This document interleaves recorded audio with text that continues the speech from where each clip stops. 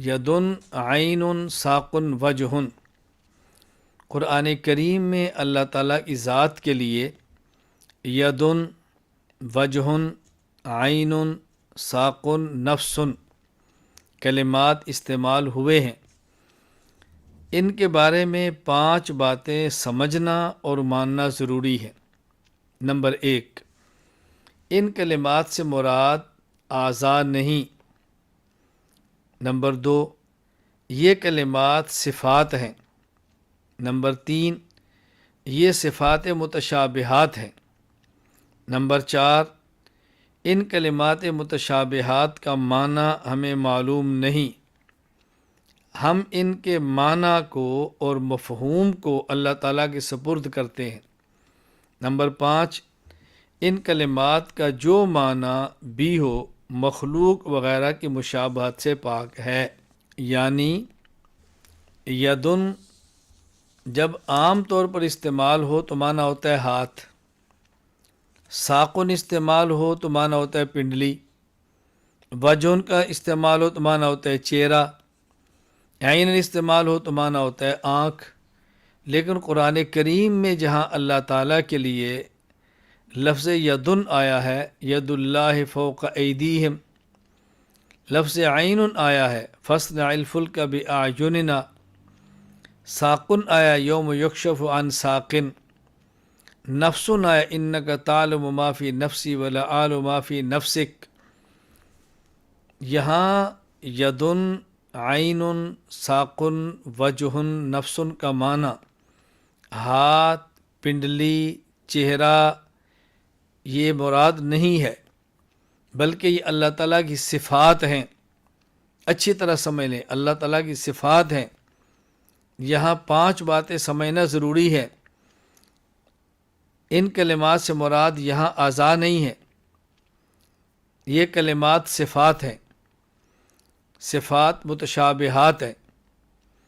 ان کلمات متشابہات کا معنی کیا ہے ہمیں معلوم نہیں، ان کا جو بھی معنی ہے وہ مخلوق کی مشابہت سے پاک ہے، اللہ تعالیٰ ہی جانتے ہیں اس کا معنی کیا ہے۔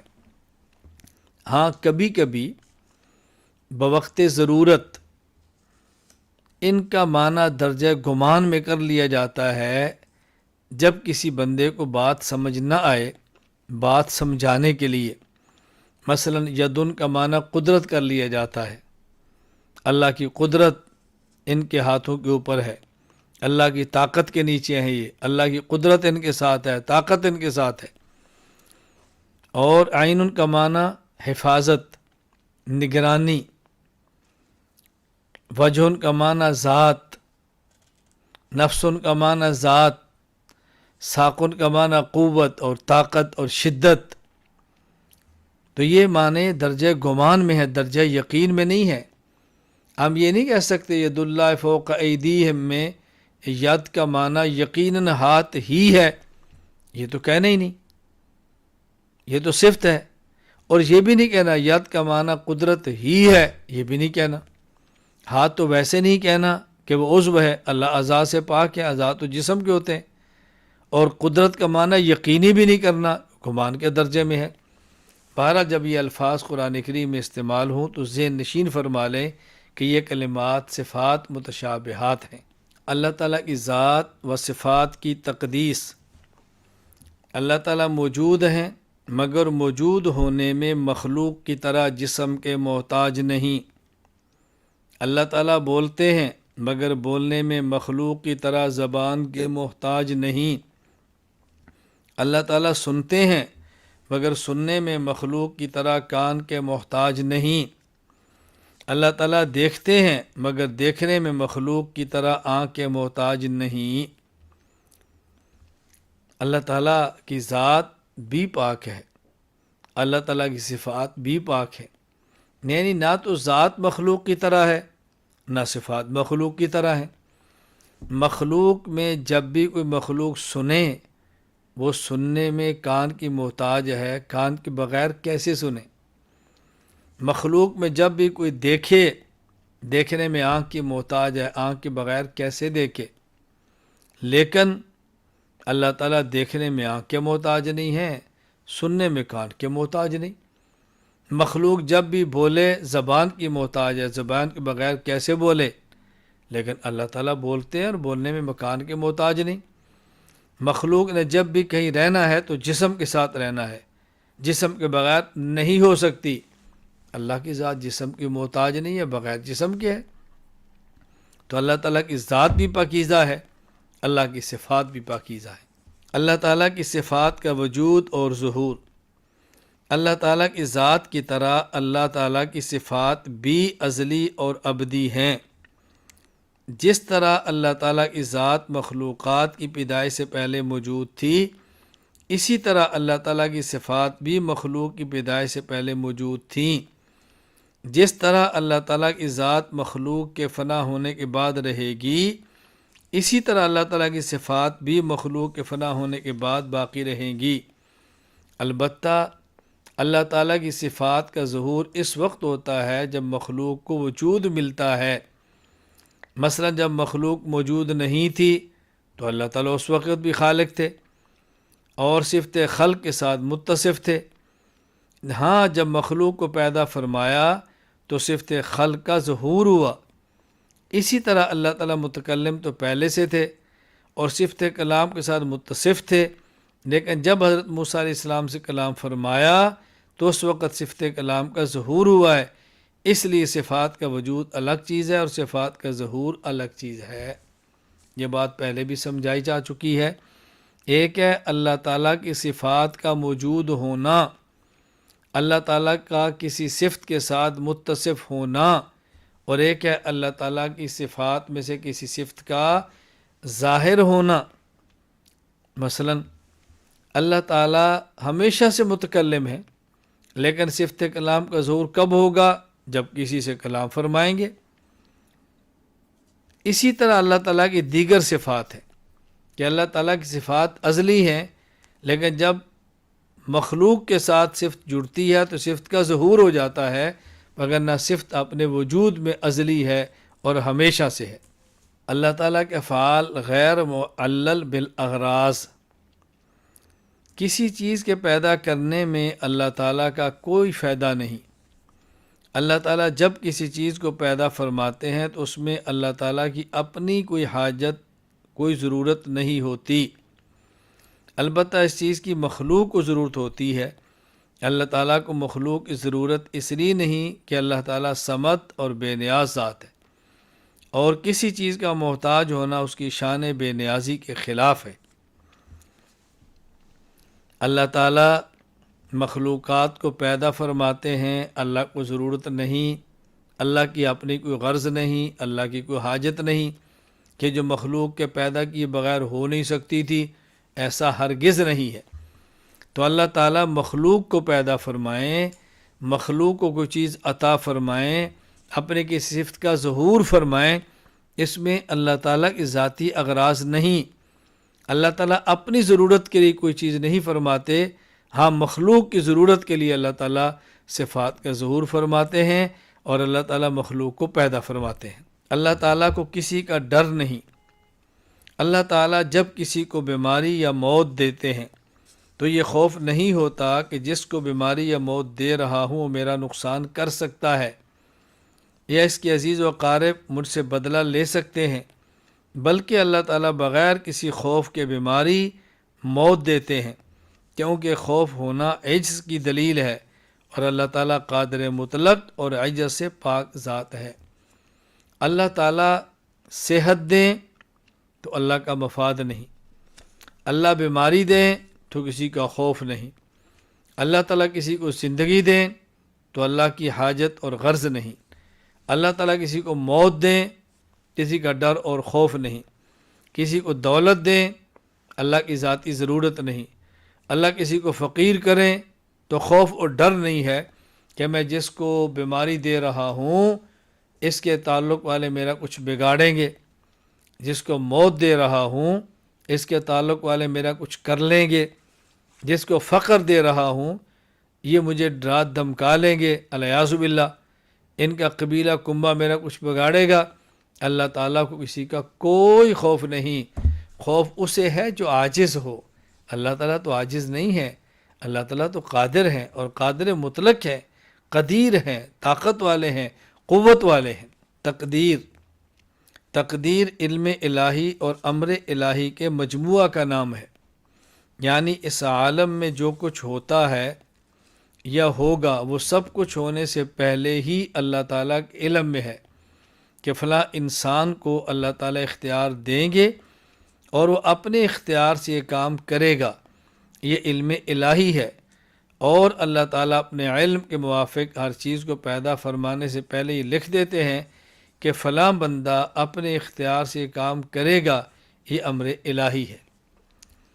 تقدیر کا مفہوم نہ سمجھنے کی وجہ سے بہت زیادہ غلطیاں واقع ہو رہی ہیں، بہت زیادہ غلطیاں واقع ہو رہی ہیں۔ بعض لوگ تو سمجھتے ہیں چونکہ اللہ نے لکھا ہے تو یہ ہو کر رہنا ہے، اور بعض سمجھتے ہیں کہ انسان کو جب طاقت ہے تو جو چاہے کر سکتا ہے، اس کا اپنا مال ہے، اس کا اپنا منہ ہے، کون روک سکتا ہے اس کو؟ ایسی بات نہیں۔ تقدیر کا معنی سمجھیں، تقدیر علم الہی اور امر الہی کے مجموعہ کا نام ہے۔ علم الہی یعنی اللہ کے علم میں ہے، میں اس بندے کو اختیار دوں گا تو یہ بندہ اپنے اختیار سے فلاں کام کرے گا، تو اللہ تعالیٰ نے لکھ دیا کہ یہ بندہ کام کرے گا۔ اب یہ اس وجہ سے نہیں کر رہا کہ اللہ نے لکھا ہوا ہے اور اس کا یہ پابند ہے، لکھا ہوا تو ہے، اس کی پابندی تو کرے گا۔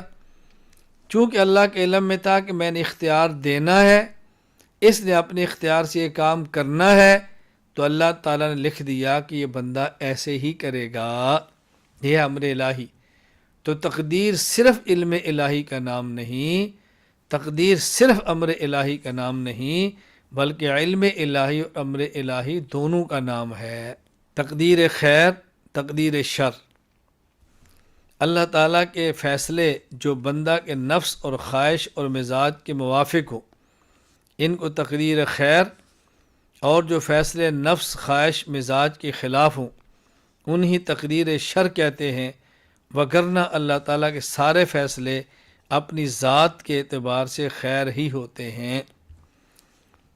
جب ہم تقدیر پر ایمان لاتے ہیں تو ہم کہتے ہیں آمنت بالقدر خیرہ و شرہ من اللہ تعالی، میں تقدیر شر بھی مانتا ہوں، تقدیر خیر بھی مانتا ہوں۔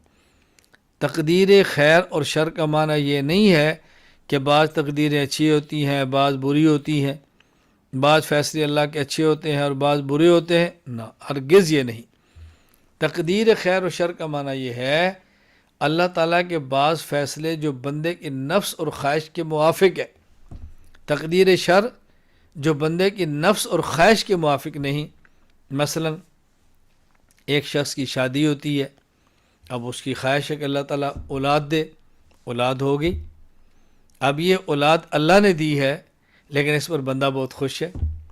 6 ماہ بعد اس کو موت آ جاتی ہے، اب یہ موت بھی اللہ نے دی ہے لیکن بندہ اس پر پریشان ہے۔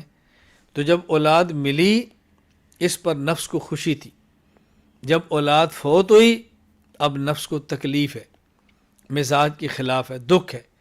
تو وہ فیصلے جو انسان کی طبیعت کے موافق ہوں، تقدیر خیر، اور وہ فیصلے جو انسان کی طبیعت کے موافق نہ ہوں، وہ ہے تقدیر شر۔